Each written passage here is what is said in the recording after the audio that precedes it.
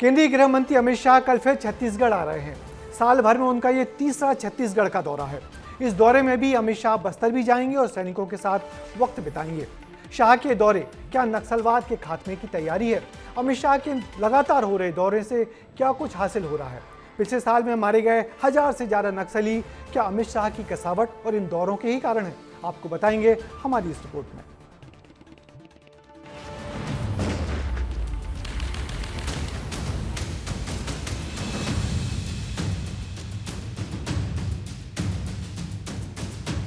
पूरा आंदोलन चरमरा गया है और मैं कह चुका हूं 31 मार्च 26 को मैं शून्य लेकर जा रहा हूं।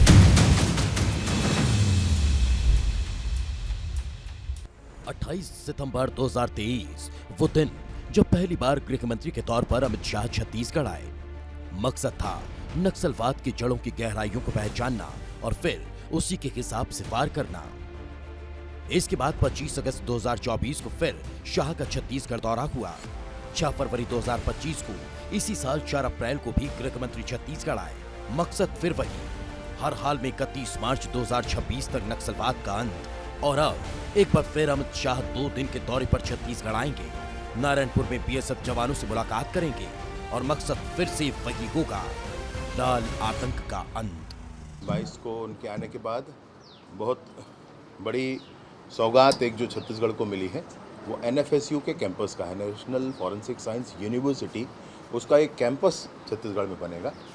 उसके लिए 40 एकड़ की ज़मीन राज्य की सरकार ने दिया हुआ है, तो इस नाते उनका आना है। साथ ही साथ बैठकें हैं, प्रशासनिक बैठकें हैं। दूसरे दिन किसी कैंप में भी उनका प्रवास है। सूबे में सरकार बदलने के बाद नतीजे बदले हैं। जब से बीजेपी ने छत्तीसगढ़ संभाला है तब से लहू की लाल कथा की चिंगारी शांत हुई है। बीजेपी सरकार में मार्च 2025 तक कुल 427 नक्सली मारे गए। 1430 नक्सलियों ने सरेंडर किया और 1355 नक्सलियों को मार गिराया गया। नक्सलवाद इस कदर समाप्त हुआ कि लाल आतंक का गढ़ कहे जाने वाला बस्तर नक्सलवाद से मुक्त घोषित कर दिया गया। और इस घोषणा ने ये बताया कि अब जवान नक्सलियों के गढ़ तक पहुंच चुके हैं। नक्सल अभियान जो चल रहे हैं उसमें ज़्यादातर मामलों में केंद्र सरकार की निगाह पूरी तरह है, राज्य सरकार की निगाह है और केंद्र का दिशा निर्देश है और एक बड़े प्लानिंग के उद्देश्य के साथ नक्सलवाद खत्म हो रहे हैं की तैयारी है, योजना है, प्लान है। उसकी समीक्षा करेंगे अधिकारियों की बैठक के साथ। साल 2025 नक्सलियों के लिए मातम लेकर आया। इस साल नक्सलियों का 1 पॉलिट ब्यूरो सदस्य और 4 सीसी मेंबर मारे गए।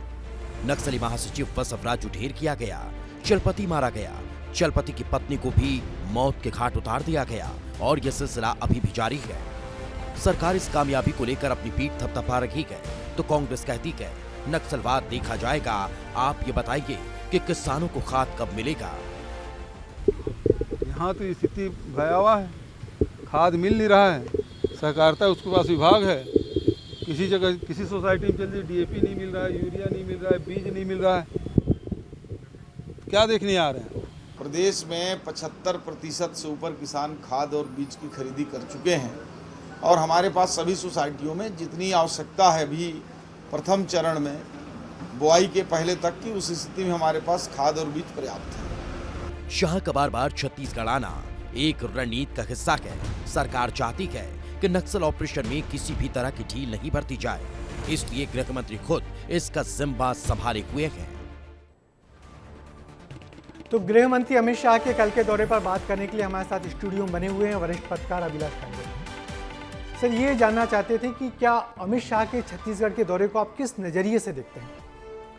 देखिए, अमित शाह एक ऐसे गृह मंत्री हैं जो लगातार पूरे देश के अलग अलग राज्यों में लगातार दौरे करते रहते हैं और बिल्कुल ग्राउंड जीरो तक जाके हर समस्या का निदान करने के नज़रिए से वो काम करते हैं। यदि आपने देखा होगा कि अहमदाबाद में यदि प्लेन क्रैश हुआ तो उसके तुरंत वो वहाँ कुछ ही समय में पहुँच गए और वो देश के अलग, चाहे नॉर्थ ईस्ट हो चाहे कोई सा दूसरा राज्य हो, तो छत्तीसगढ़ में वो लगातार आ रहे हैं। तो मुझे लगता है कि छत्तीसगढ़ से जो नक्सलवाद का उन्मूलन करने की जो योजना पर काम चल रहा है, न सिर्फ छत्तीसगढ़ में लेकिन आंध्र प्रदेश में, महाराष्ट्र में, मध्य प्रदेश में, उड़ीसा में, जहाँ जहाँ पर भी नक्सलवाद पनपा है, उसके लिए एक deadline home minister Amit Shah ने निश्चित रूप से निश्चित की है और उसको ख़त्म करने के हिसाब से तो मुझे नहीं लगता है कि इसके पहले के होम मिनिस्टर, हालांकि चिदम्बरम साहब ने भी नक्सलिज्म के खिलाफ बहुत कुछ स्टेप्स उठाए थे जो वहाँ के छत्तीसगढ़ के अफसर लोग बताते हैं मुझे, लेकिन फिर भी जिस तरीके से स्टेप बाय स्टेप गृह मंत्री अमित शाह ने नक्सलवाद के खिलाफ या माओवाद के खिलाफ जिस तरीके से पिछले 4-5 सालों से बहुत तेज़ी से काम किया है,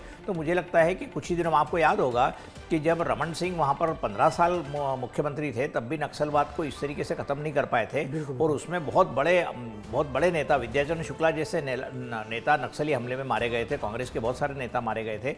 तो ऐसी स्थिति में लगातार छत्तीसगढ़ के दौरे करके वो एक मैसेज देना चाहते हैं पुलिस और बाकी एजेंसीज को कि नक्सलियों का खात्मा जल्द से जल्द करिए और सरकार साथ में।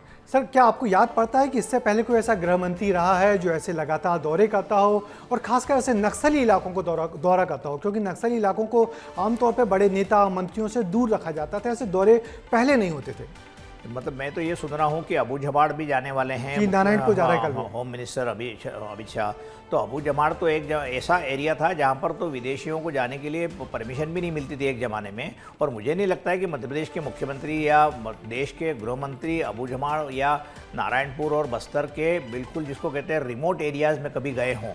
तो ये बात मानना पड़ेगी कि अमित शाह जो या भारतीय जनता पार्टी जो सोच के करती है, उन्होंने यदि धारा 370 कश्मीर से हटाने की तो हटा के दिखा दी देश को। वो नक्सलवाद के ऊपर लगातार अमित शाह ये बयान देते आ रहे हैं कि साल 2 साल में नक्सलवाद पूरे देश से खत्म हो जाएगा। तो मुझे लगता है कि वो खत्म होने की राह पर है ही ऑलरेडी। हाँ सर, क्या जो डेडलाइन फिक्स की थी अमित शाह ने कि मार्च 2026 तक नक्सलवाद का पूरी तरीके से सफाई हो जाएगा, तो क्या आपको भरोसा ऐसा हो पाएगा? तो मुझे लगता है मार्च 2026 तक यदि नहीं भी हुआ तो 4-6 महीने आगे पीछे होकर नक्सलवाद। अब देखिए ये बात समझ में आ गई है कि भारतीय जनता पार्टी कम्युनिस्ट के खिलाफ थी, लेफ्टिज्म के खिलाफ थी, लेफ्टिस्ट उसके खिलाफ। तो जो माओवाद जिस तरीके से चल रहा था और उसको कांग्रेस ने हमेशा ये माना कि जो ये यूथ है ये मिसगाइडेड यूथ है और ये सोशियो पॉलिटिकल समस्या है, लेकिन भारतीय जनता पार्टी ने इसको लॉ एंड ऑर्डर की समस्या मानकर लगातार पॉलिटिकली उसको एड्रेस किया और हर राज्य में, और वो लगातार कोऑर्डिनेशन कमेटी की मीटिंग दिल्ली में लेते हैं, दूसरे राज्यों में लेते हैं। तो मध्य प्रदेश में अब 1 या 2 जिले यदि रह गए हों नक्सलिज्म के, लेकिन छत्तीसगढ़ से भी लगातार हर एक समय ऐसा था कि छत्तीसगढ़ में रायपुर यदि छोड़ दिया जाए तो सारे के सारे जिले नक्सलवादियों के कब्जे में थे। तो ऐसी स्थिति में यदि केंद्र शासन ये चाहता है तो पिछले 11 साल में उन्होंने करके दिखा दिया है कि नक्सलिज्म को लगभग समाप्ति की ओर ले गए हैं।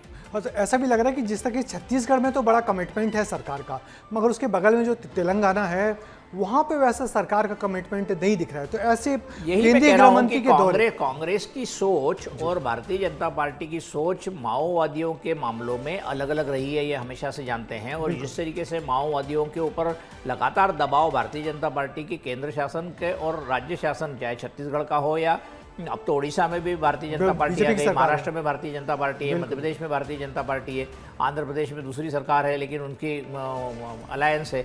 तो कहने का मतलब ये है कि जब केंद्र सरकार और राज्य शासन दोनों मिलकर चाहते हैं तो इस तरीके की समस्याओं का निश्चित रूप से हल दिखता है। और अमित शाह मुझे लगता है कि उसी हिसाब से छत्तीसगढ़ लगातार दौरे कर रहे हैं। बिल्कुल, अमित शाह इसीलिए दौरे कर रहे हैं कि उन्होंने जो एक डेडलाइन दी हुई है कि अगले साल मार्च 2 तक पूरा नक्सलवाद छत्तीसगढ़ से साफ कर देंगे, तो वही कमिटमेंट है और लगातार उनके सभी दौरे इसी दिशा में बढ़ता हुआ प्रयास है। अमित शाह के लगातार दौरों पर पॉलिटिकल राउंड अप का कमेंट यही है कि गृह मंत्री अमित शाह की नक्सलवाद के सफाई की प्रतिबद्धता रंग ला रही है। छत्तीसगढ़ में नक्सलवाद की कमर तकरीबन टूट चुकी है और सरकार के प्रयासों से अगले साल तक नक्सलवाद के पूरी तरीके से खात्मे की उम्मीद जनता और नक्सलवाद एरिया में काम कर रही जवानों में जाग चुकी है।